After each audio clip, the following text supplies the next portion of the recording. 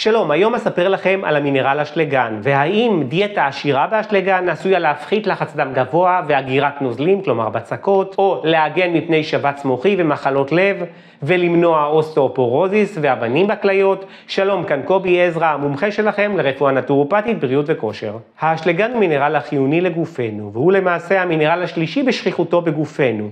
הוא עוזר לווסת את מאזן הנוזלים, הוא מווסת את קצב פעימות הלב, הוא מבטיח תפקוד תקין של השרירים והעצבים, הוא חיוני לסינתזת חלבון וחילוף חומרים של פחמימות. כ-98% מהאשלגן בגופנו נמצא בתוך התאים. מתוכם 80% נמצאים בתאי השרירים, בעוד ש-20% הנותרים, האחרים, מצויים בעצמות, בכבד ובתאי הדם האדומים. ותפקידו העיקרי בגופנו הוא לעזור ולשמור על רמות נורמליות של נוזלים בתוך התאים שלנו. הנתרן מקבילו שומר על רמות נוזלים תקינות מחוץ לתאים. האשלגן גם עוזר לשרירים להתכווץ. האשלגן חיוני לשמירה על לחץ דם תקין. האשלגן נמצא במזונות רבים, לרבות מזונות עליים, פירות וירקות שורש. תזונה שעשירה באשלגן יכולה לסייע בקיזוז חלק מההשפעות המזיקות של הנתרן על לחץ הדם. מזונות עשירים באשלגן נקשרו ליתרונות בריאותיים רבים, כגון הפחתה בלחץ דם, כלומר הורדת לחץ דם גבוה או ויסות לחץ דם גבוה, הגנה מפני שבץ מוחי ומניעת אוסטאופורוזיס ואבנים בכליות. חשוב לציין שגם רמות נמוכות וגם רמות גבוהות של אשלגן בגוף עשויות להיות מסוכנות מאוד.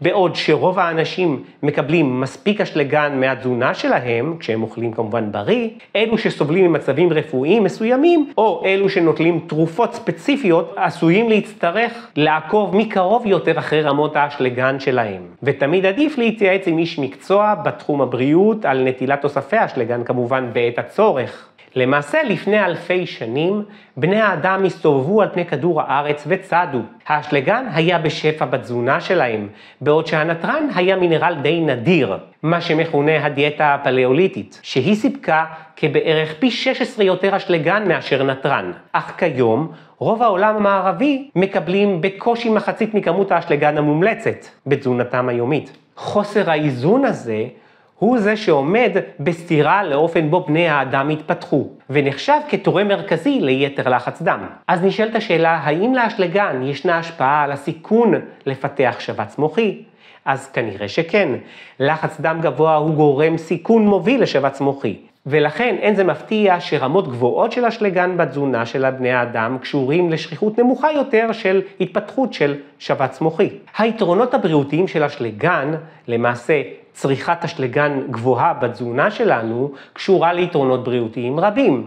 כמו למשל, כפי שציינתי, הוא עשוי לסייע להפחתת לחץ דם, כלומר להוריד קצת לחץ דם גבוה, שזהו גורם סיכון למחלות לב וכלי דם, שהוא הגורם השכיח ביותר ברחבי העולם למוות. צריכת אשלגן מרובה בתזונה עשויה לסייע בהגנה מפני שבץ מוחי, במניעת אוסטאופורוזיס, כלומר הידלדלות העצם על כל מרכיביה, ומעניין לציין שמחקרים מראים שתזונה שעשירה באשלגן עשויה לסייע במניעת אוסטאופורוזיס, וזאת על ידי הפחתת כמות הסידן שבגוף שעובד בשתן. צריכת אשלגן עשויה לסייע במניעת אבנים בכליות. הסידן הוא מינרל נפוץ ביותר שגורם לאבנים בכליות לעתים, ומחקרים מראים שאשלגן ציטרט מוריד את הרמות הסידן בשתן, ובדרך זו אשלגן עשוי לסייע במאבק כנגד נטייה להתפתחות של אבנים בכליות. פירות וירקות רבים מכילים אשלגן ציטרט.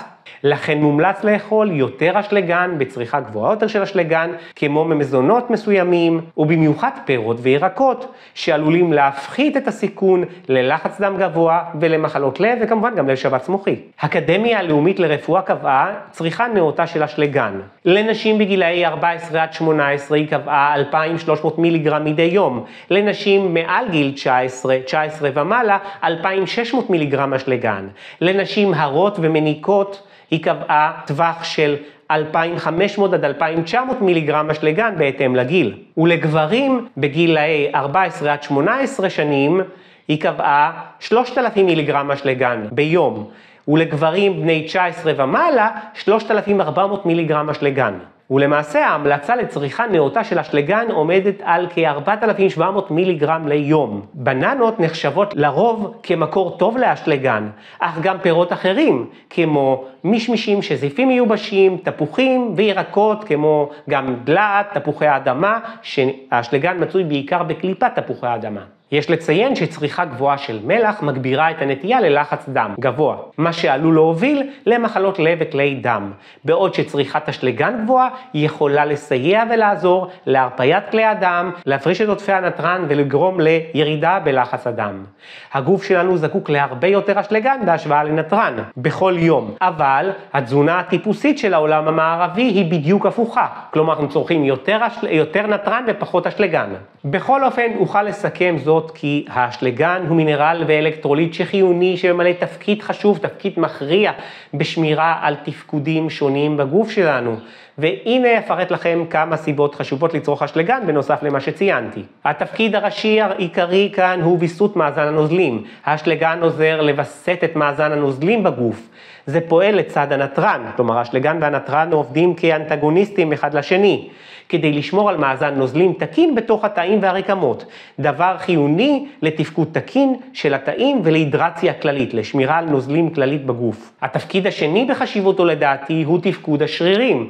האשלגן חיוני לתפקוד תקין של השרירים, כולל לרבות התכווצויות והרפיה של השרירים, יחד עם המגנזיום כמובן. הוא מסייע בהעברת דחפים, אימפולסים חשמליים ששולטים בתנועת השרירים ותורם לתיאום הכולל של פעולת השרירים. התפקיד השלישי שהוא מאוד חשוב כמובן, שהוא גם קשור לשרירים, הוא בריאות הלב. הלב הוא גם שריר. האשלגן ממלא תפקיד בשמירה על דופק סדיר. זה עוזר לווסת את הדחפים החשמליים השולטים בלב. הוא מבטיח שהלב פועם בקצב יציב וסדיר. צריכת אשלגן מספקת קשורה לסיכון נמוך יותר למחלות לב וכלי דם, כמו לחץ דם גבוה, שבץ מוחי ומחלות כלי דם אחרות. וויסות לחץ הדם, האשלגן עוזר לנטרל את ההשפעות המזיקות שיש לנתרן על הגוף שלנו, את חלקם לפחות. זה מקדם להרחבת כלי דם, מה שעוזר להרפיית דפנות כלי הדם ולהוריד את לחץ הדם. צריכת מזונות שעשירים באשלגן, כחלק מתזונה מאוזנת, יכולה לעזור להפחית את הסיכון ליתר לחץ דם וגם למחלות לב וכלי דם, כפי שציינתי. וכמו שציינתי גם בריאות העצם, אז מספר מחקרים הראו שצריכת אשלגן נאותה עשויה למלא תפקיד חשוב בבריאות העצם, וזאת על ידי הפחתת כמות הסידן שעובד בשתן, בעוד שמחקרים נוספים נדרשים כדי לאושש את המצב הזה, אך הקשר הזה עדיין אינו מובן במלואו. אך שמירה על רמות אשלגן נאותות עשויות לתרום לבריאות העצם וכך למנוע אוסטאופורוזיס עתידי. וכמובן לשפר את חוזק העצם בכלל. ולאשלגן יש גם תפקיד על הכליות, תפקודי כליה. האשלגן מעורב בשמירה על תפקוד תקין של הכליות. לכליות תפקיד מכריע בוויסות רמות האשלגן בגוף על ידי הפרשת עודפי האשלגן דרך השתן. כלומר צריך כאן את האיזון. צריכה נאותה של אשלגן תומכת בתפקוד אופטימלי של הכליות ומסייעת במניעת התפתחות של אבנים בכליות ובעיות אחרות שקשורות לכליות. ומאזן הנוזלים או מאזן האלקטרוליטים, שהאשלגן הוא אחד מהם, יש אשלגן, נתרן וכמובן סידן וכולי, אך האשלגן הוא אחד האלקטרוליטים העיקריים של הגוף, יחד עם הנתרן, הכלור, הסידן והמגנזיום. האלקטרוליטים הם מינרלים הנושאים מטען חשמלי וחיוניים לתהליכים פיזיולוגיים שונים, לרבות איתות עצבי, כיווץ שרירים ומאזן הנוזלים. אז ניתן לומר שבסך הכל שמירה על רמות נאותות של אשלגן באמצעות תזונה נאותה שעשירה באשלגן ובמזונות שמכילים אשלגן כמו פירות וירקות, אגוזים וזרעים, חיונית לתמיכה ולשמירה על בריאות הכללית בכלל וכמובן בריאות הלב וכלי הדם. אך עם זאת יש להימנע מצריכה מופרזת של אשלגן שעשויה להזיק במיוחד עבור אנשים במצבים רפואיים מסוימים כגון מחלות כליה, כמו אי ספיקת כליות. לכן חיוני לצרוך אשלגן במתינות